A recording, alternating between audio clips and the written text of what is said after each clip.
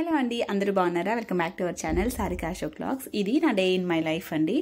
ఇప్పుడు రిషి కూడా స్కూల్కి వెళ్ళడం స్టార్ట్ చేశాడు కదా, సో ఎలా ఉంటుంది నా మార్నింగ్ రొటీన్ అనేది మీతో కూడా షేర్ చేసుకుంటాను. ఇప్పుడనే కాదు, ఆల్మోస్ట్ డైలీ ఏంటంటే నేను పిల్లలు లేకముందే మినిమం ఒక హాఫ్ అన్ అవర్ ముందే అయితే నిద్ర లేచేస్తాను. అలా లేస్తేనే చాలా పీస్ఫుల్గా ప్రశాంతంగా డే అయితే స్టార్ట్ అవుతుంది, అలానే ఎండ్ అవుతుంది కూడా. నార్మల్గా పిల్లలిద్దరూ 6:30కి అలా అయితే నిద్ర లేచేస్తారు. కాబట్టి నేను 5 కన్నా లేకపోతే 5:30 కన్నా నిద్ర లేచేసి నా డే అయితే స్టార్ట్ చేస్తాను. ముందు రోజునైతే కిచెన్ అంతా క్లీన్ చేసుకొని పడుకుంటాను. కాబట్టి మార్నింగ్ నిద్ర లేచిన వెంటనే ఆ రోజు టిఫిన్కి ఏం కావాలి, ఒకవేళ ఇడ్లీ పెట్టే పని అయితే పిండి తీసి బయట పెట్టడం, లేకపోతే చపాతీ అయితే ఆ పిండి కలిపి పెట్టుకోవడం, అలాంటి పనులు చేసుకొని నేనైతే ఒక అరగంట నుంచి ఒక 45 నిమిషాల దాకా యోగా అయితే చేసుకుంటాను.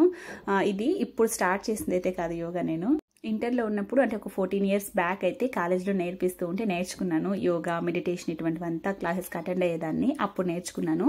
అప్పటి నుండి రెగ్యులర్గా యోగా అయితే చేసుకునేదాన్ని. కుదిరినప్పుడు వాకింగ్ అలా అయితే ఖచ్చితంగా డేలో ఏదో ఒక యాక్టివిటీ అయితే చేసుకునేదాన్ని. తర్వాత డేస్ అంతా ఒకేలాగా ఉండవు కదా, మధ్య మధ్యలో అయితే ఆన్ అండ్ ఆఫ్గా చేసుకునేదాన్ని. కొద్దిగా గ్యాప్ వచ్చేసింది. అంటే రిషి పుట్టినప్పుడు, చిన్నపిల్లలు ఉన్నప్పుడు అస్సలు కుదిరేది కాదు. అయినా కూడా వీలు చూసుకొని కుదిరినప్పుడు అంతా చేసుకునేదాన్ని, కానీ అంత కన్సిస్టెంట్గా అయితే చేసేదాన్ని కాదు. ఇప్పుడు ఖచ్చితంగా చెయ్యాలి అన్న దాంతో ఒక 1 మంత్ నుంచి అయితే స్టార్ట్ చేశాను. మధ్యలో కూడా చేసుకునేదాన్ని, కానీ అంత కన్సిస్టెంట్ గా చేసేదాన్ని కాదు, అంటే కుదిరేది కాదు బేసిక్ గా చెప్పాలంటే. బట్ ఇప్పుడు అలా కాదు, ఖచ్చితంగా చేసుకోవాలి అన్న దాంతో అయితే స్టార్ట్ చేసి ఒక 1 మంత్ నుండి కన్సిస్టెంట్గా అయితే చేసుకుంటూ ఉన్నాను. డైలీ మనకు నచ్చిన పని ఏదైనా చేసుకుంటే ఆ డే అంతా చాలా ప్రశాంతంగా పీస్ఫుల్గా అనిపిస్తుంది. చెప్పాలంటే డేలో ఏదైనా కొంచెం స్ట్రెస్ ఉన్నా, ఏదైనా కొంచెం లోగా అనిపిస్తున్నా, ఇలా యోగా కానీ స్ట్రెచ్చింగ్ కానీ చేసుకుంటే కొంచెం లైట్గా అనిపిస్తుంది. దాని తర్వాత కిచెన్లోకి వచ్చి బ్రేక్ఫాస్ట్ చేయడం అయితే స్టార్ట్ చేశాను. ఆ రోజు రిషి స్నాక్స్లోకి పన్నీర్ ఫ్రై అయితే అడిగాడు. సో కొద్దిగా కట్ చేసుకొని రిమైనింగ్ పార్ట్ ఏంటంటే ఒక 8 కంటైనర్లో వాటర్లో అయితే ఇలా స్టోర్ చేసి పెట్టుకుంటే ఎన్ని డేస్ అన్నా ఫ్రెష్గా ఉంటుంది.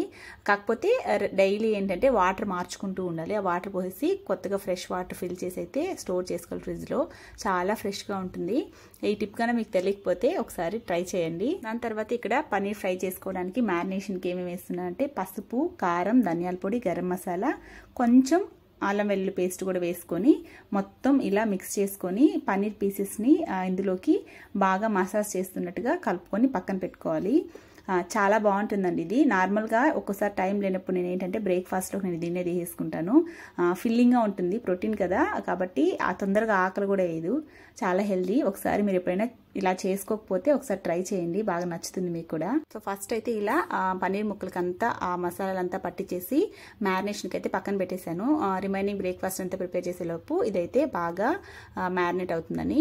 సో ఇలా మొత్తం పట్టించి అయితే పక్కన పెట్టేశాను. ఆ రోజు బ్రేక్ఫాస్ట్లోకి చట్నీ, ఇడ్లీ అయితే చేశాను. మా ఇంట్లో ఖచ్చితంగా 2 నుంచి 3 రోజులు వారంలో ఇడ్లీ చట్నీ అయితే ఉంటుంది. ఎందుకంటే పిల్లలిద్దరికీ ఆ 2 కాంబినేషన్ చాలా ఇష్టం. ముఖ్యంగా చెప్పాలంటే మా చిన్న బాబుకి చెర్రీ ఇష్టంగా తింటాడు చట్నీ, ఇడ్లీ. అందుకని ఆ రోజైతే ఇడ్లీ చట్నీ అయితే చేసేసాను సింపుల్గా. దాని తర్వాత బత్తాయి జ్యూస్ కూడా కలిపి పక్కన పెట్టేశాను. నాకు మార్నింగ్ టిఫిన్లో ఏదన్నా చేసేటప్పుడు మిక్సీ వేయాలంటే టెన్షన్గా వేస్తాను. ఎందుకంటే చిన్న సౌండ్ చేసినా చెర్రీ లేచేస్తాడు. సో అలానే ఆ రోజు కూడా తను చట్నీ చేసేటప్పుడే లేచేశాడు. వెళ్ళి మళ్ళీ ఫీడ్ చేసి కొద్దిసేపు అయితే పడుకోబెట్టాను. ఎక్కువసేపు పడుకోలేదు, మళ్ళీ ఒక 10 నిమిషాలు నిద్ర లేచేశాడు. దాని తర్వాత ఇక్కడ నేను మధ్యాహ్నం లంచ్లోకి గుత్తొంకాయ అయితే చేస్తున్నాను. చాలా సింపుల్గా అయిపోతుందండి. నేనైతే గుత్తొంకాయ చేసినప్పుడు ఇంకా కర్రీ ఏమీ చేయను, దాంతోనే అయితే తినేస్తారు. వంకాయ ఉంటుంది కాబట్టి సైడ్లో. సో అలా తొందరగా అయిపోతుంది అనేసి మార్నింగే మసాలా పెట్టి నూరైతే పెట్టేశాను. మార్నింగే పెట్టేద్దాం అనుకున్నాను, బట్ అసలు కుదరలేదు. పిల్లలిద్దరూ ఎప్పటికీ నిద్ర లేచేశారు. మా చెర్రీ నన్ను చూస్తే అస్సలు ఆగడు. ఖచ్చితంగా తనతోనే ఉండాలి, నేను ఎత్తి పెట్టుకునే ఉండాలి. ఇంకా చిన్నప్పటి నుంచి ఇంకా అలా అలవాటు అయిపోయింది. కాబట్టి ఇంకా నేను కూడా హెడ్ సీట్ వేసుకుని తను క్యారీ చేసుకుంటూ మళ్ళీ వంట చేయడం స్టార్ట్ చేశాను. చిన్నప్పటి నుండి అంతే, ఏదైనా వర్క్ చేసుకునేటప్పుడు తను అస్సలు ఉండకపోతే ఖచ్చితంగా హిప్ సీట్ అయితే చాలా బాగా హెల్ప్ అవుతుంది నాకు. ఇప్పటి నుండి కాదు, చిన్నప్పటి నుండి కూడా. అసలు అది లేకపోతే నా డేని ఇప్పుడు అసలు ఇమాజిన్ చేసుకోలేను. ఎందుకంటే ఎటు వెళ్ళాలన్నా, అసలు వాక్ చేయాలన్నా, వంట చేయాలన్నా, ఏ వర్క్ చేసుకోవాలన్నా హిప్ సీట్ వేసుకుంటే అస్సలు ఎక్కువ ప్రెషర్ అనిపించేది బ్యాక్ పైన. ఈజీగా ఉంటుంది క్యారీ చేయడం. రిషి చిన్నగా ఉన్నప్పుడు నాకు దీని గురించి ఐడియా లేదు. ఇప్పుడైతే చాలా బాగా యూజ్ అవుతుంది. నేనైతే దీనికి 100కి 100 మార్క్స్ వేస్తాను. ఇలా సింగిల్గా పిల్లల్ని చూసుకుంటూ వర్క్ చేసుకోవాలి అనుకున్నప్పుడు, ఇంట్లో వర్క్స్ కానీ ఏదైనా, ఈ హిప్ బెల్ట్ చాలా బాగా యూజ్ అవుతుందండి. ఎక్కువగా స్ట్రెయిన్ అనిపించదు. దీని గురించి డీటెయిల్డ్గా కావాలంటే కమెంట్ సెక్షన్లో కమెంట్ చేయండి, షేర్ చేసుకుంటాను. అండ్ దాని తర్వాత ఇక్కడ మ్యారినేట్ చేసి పెట్టుకున్నాను కదా పన్నీర్ని, ఇక్కడైతే ఫ్రై చేసుకుంటున్నాను. 2 సైడ్స్ ఫ్రై చేసుకున్నాను. ఇందులోకి ఇంకా ఆనియన్స్, క్యాప్సికమ్ వేసి కూడా ఫ్రై చేసుకోవచ్చు, చాలా బాగుంటుంది. బట్ ఆ రోజు నా దగ్గర క్యాప్సికమ్ లేదని ఓన్లీ ఆనియన్స్ వేసి ఫ్రై చేసుకుంటూ ఉన్నాను. మీకు పెద్దగా పన్నీర్ తినడం నచ్చదు అన్నప్పుడు ఇలా ఒకసారి ఫ్రైలో ట్రై చేయండి, చాలా టేస్టీగా ఉంటుంది, ఈజీగా అయిపోతుంది కూడా, టేస్ట్ చాలా బాగుంటుంది.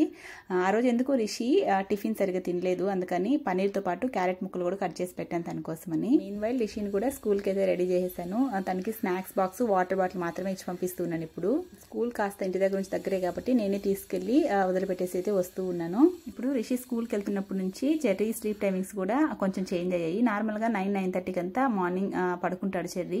బట్ ఇప్పుడు ఏంటంటే తను స్కూల్కి వెళ్ళి దిగిపెట్టి మళ్ళీ వచ్చి తను పడుకోబెట్టేసరికి 10:30-11 అయిపోతా ఉంది. తర్వాత నేను కూడా బ్రేక్ఫాస్ట్ కంప్లీట్ చేసుకుని తను నిద్రపుచ్చేసి మార్నింగ్ గుత్తొంకాయ కోసం మసాలా నూరు పెట్టాను కదా, వచ్చిన తర్వాత వెంటనే రైస్ పెట్టేసి ఇలా అయితే కూర చేసేస్తూ ఉన్నాను.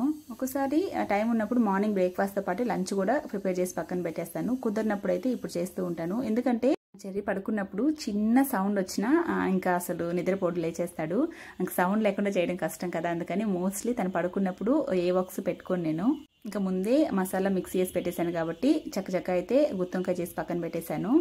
దాని తర్వాత కొన్ని బట్టలు అయితే మిషన్కి వేసినండి, వాటిని ఆరబెట్టి ఇల్లంతా క్లీన్ చేసుకోవడం, ఆ వర్క్స్ అయితే ఉన్నాయి. సో ఫైనల్గా గుత్తొంకాయ అయితే ఇలా వచ్చింది, చాలా టేస్టీగా ఉంటుందండి. ఇదండి నా day in my life. Video నచ్చితే లైక్ చేయండి, అలానే మన ఛానల్ని ఎవరైనా కొత్తగా చూస్తున్నట్లయితే సబ్స్క్రైబ్ చేసుకోండి. Thank you.